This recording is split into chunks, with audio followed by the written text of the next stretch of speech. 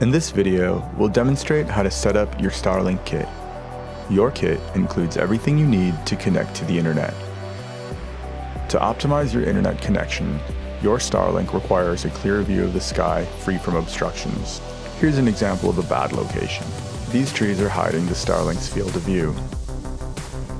To get started, download the Starlink app to determine the best location.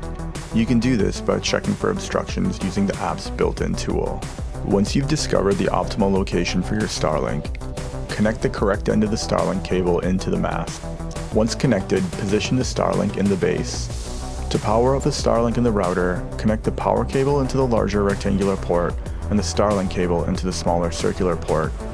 Starlink, when connected to power, will initially articulate upwards into sky search mode. This means that the Starlink is searching the sky for a connection and may take up to 15 minutes. When Starlink finds a connection, you'll see it tilt into its final position.